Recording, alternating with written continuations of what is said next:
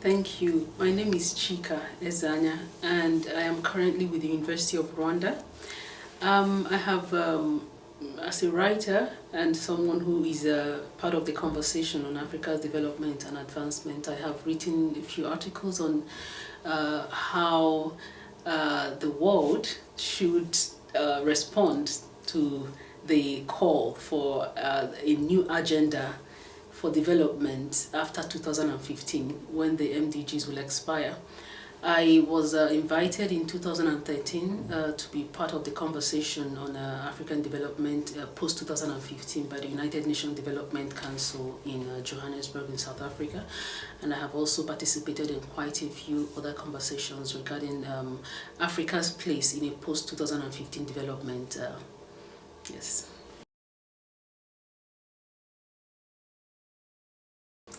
As far as Africa is concerned, the MDGs, one would say, did not perform so well. We are almost about to round that particular phase up, and Africa has not been able to really get up to the expectations it set out to in almost 15 years ago. So for several reasons, first being that the MDGs were established more or less as an aid project whereby the rest of the developed world would help Africa by giving money to Africa to be able to get up to some set standards. But historically, dependency has never generated development. Innovation leads to development and creativity. The MDGs did not focus on being able to engender, if you may, creativity and innovation across Africa. It was more or less dependent on aid.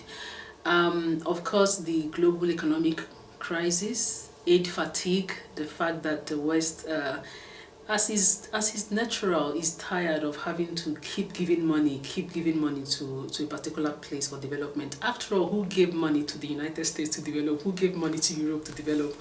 So development is about individuals coming together within a community or a society to decide to tackle their own challenges themselves. Of course, there is room for external assistance, there is room for external help, if you may, but that should not take the place of self-responsibility for development. It should not stop the fact that it is a people's responsibility to identify their challenges and to be able to look for ways to solve those challenges. So the MDGs did not make room for that, and that is one of the greatest shortcomings of that. And that is why it is not surprising, really, that in 2015, Africa has not really been able to get very far in that conversation.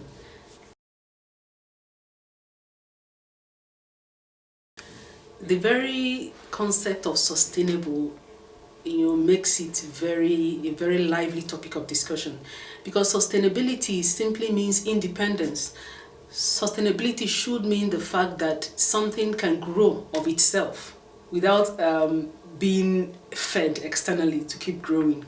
So the fact that it has been termed sustainable development goals leaves a lot of room for innovation and creativity and independence. That is ideally what it should be.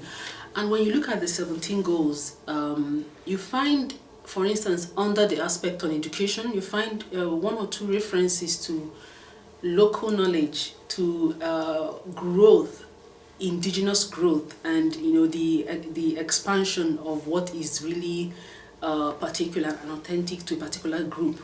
So it is a very positive development if it's going to be expanded. At this time also, one is a bit worried, because when you listen to the utterances of the parties who brought the Sustainable Development Goals into being, you find there is a lot of reference again to financing, to the fact that, there is need for money to be made available for this project, for these goals to be realized.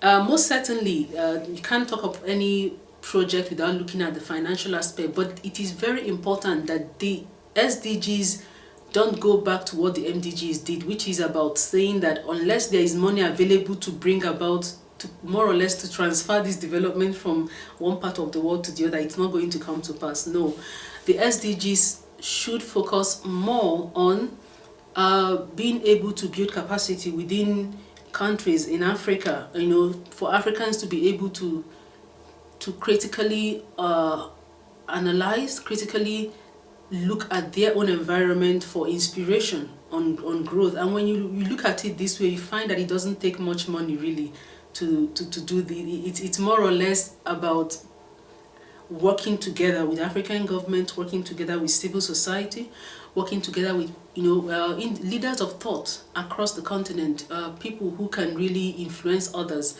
to be able to know that development cannot be brought in from outside. It's something that people have to change the way they think. And when you look at changing the way people think, you have to look at soft skills very strongly. You look at building institutional trust. Where there is no trust between government and the people, it's very difficult for advancement to occur. And you also look at interpersonal trust. Do people keep their words? And do people do really what they are supposed to do in terms of being disciplined enough to do their work and even go out of the way to do much more than is expected of them?